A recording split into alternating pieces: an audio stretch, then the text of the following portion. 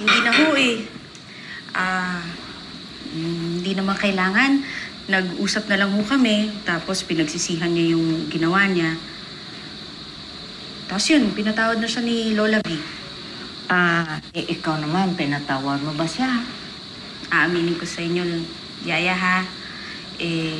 Kung ako lang ho yung masusunod, hindi ko palalagpasin yung ginawa niya. Naniniwala ho kasi ako sa hustisya. Kung sino may kasalanan, dapat magbayad. Ano ba yan? Lenny? Ay, Ma'am Hana. Naku, Ma'am Hana, pasensya na ho kayo ha. Absent ako kahapon. Pwede ba tayo mag-usap? Ay, oo naman. Sige po. Ayan. Sige, ako nang bahala dito, Len.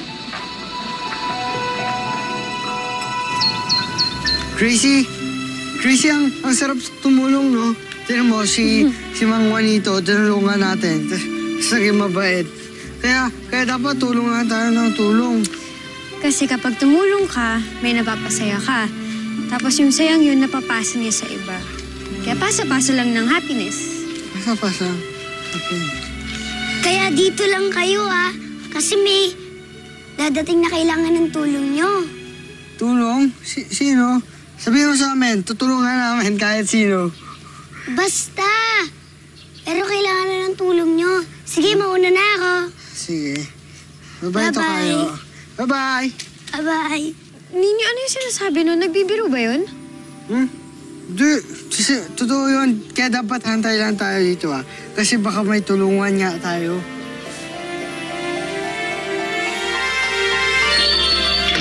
Uy! Lolo! Lolo, okay lang kayo? Nasaktan po ba kayo? Bad naman nun! Bad! Uy, Lolo, kaya niyo ba tumayo? Tayo kayo. Lolo.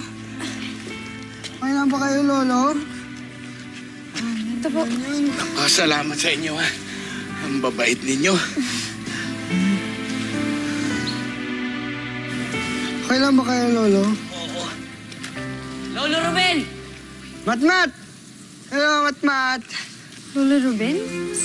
Yeah. Tatandaan ko, nung bata pa ako, naku, ang laking iskandalo noon dito sa Pag-asa. Malaki ang atraso nun kina Lola V. Wala namang kinalaman yung bata eh.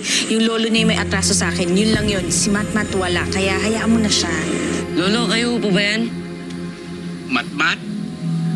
Ano po? Ako, binata ka na. Matmat! Lolo mo ba? Ninyo, Gracie.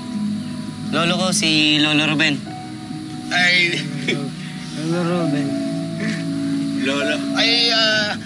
Lolo Ben na lang. Ay, mga kaibigan mo ba sila? Opo. Sila ang tumulong sa akin. Lolo Ben, ako si Nino. 15 taong ko lang. Ano po? Lolo Ben. Gracie po. Si Gracie yan. Mabutit mababait pa rin ang mga bata dito sa Pag-asa. Ang tagal kong nawala. Sa wakas, nakabalik na din ako.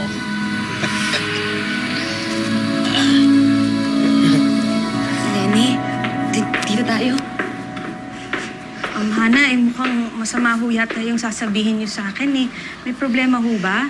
Maupo ka muna. Ma'am, ano ho ba yun? Minagawa ho ba akong mali? Yun ho ba yung pag-absent ko? Ma'am, pasensya na ho kayo. Hindi, Lenny, wala ka nagawa. May gusto lang sana ako sabihin sa'yo Ano ho yun? Tungkol sa mga magulang mo.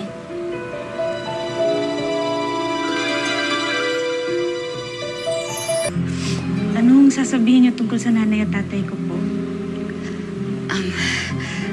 Naalala mo nung na-aksidente sila? Yun kasi yung araw na pinanganak ako Yun yung birthday ko. Oo nga ho nabanggit niyo po yun sa akin. Pero ma'am, huwag ho kayo mag-alala. Sa kaarawan niyo ho, nandito ho ako. Kung pwede lang ho sana, magtitirik lang ho ako ng kandila sa simbahan. Tapos pupunta na ho ako dito, ipagluluto ho kayo ng kahit na anong gusto ninyo. Ay, oo nga pala, ma'am, nagluto ho ako ng sinigang sa miso.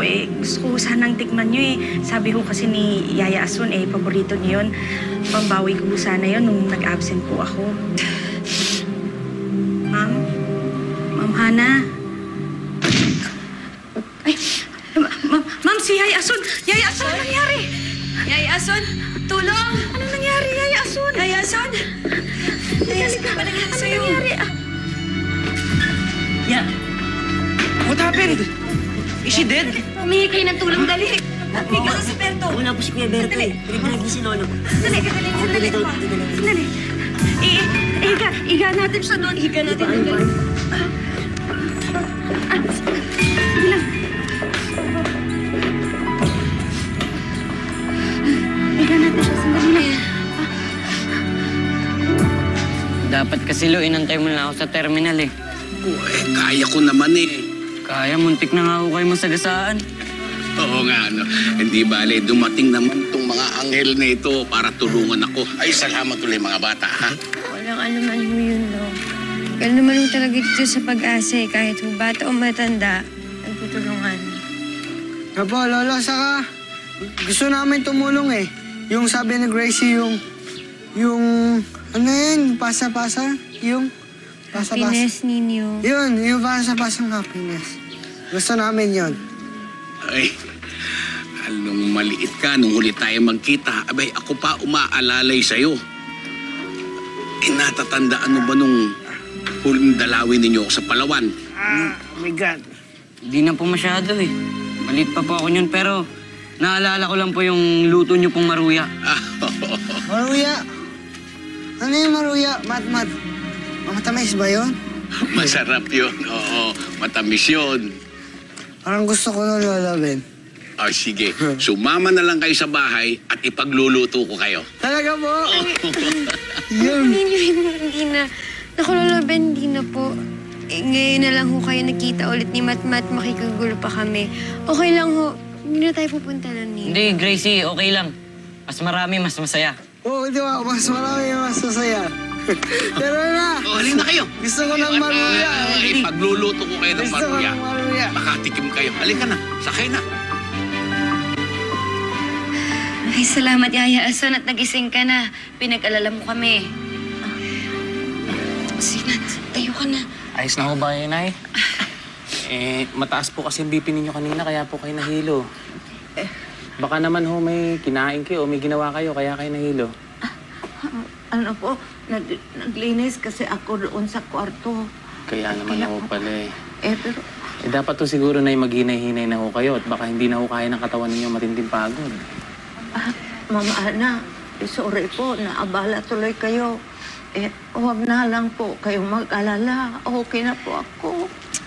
Yaya Asun, ano ka ba? Pamilya na tayo dito, kaya hayaan mong alagaan ka namin. Huwag na lang po. Uwi na lang po ako. Ho? Oo, kasi sa totoo lang ba, matagal na po ako sanang magpaalam sa inyo po.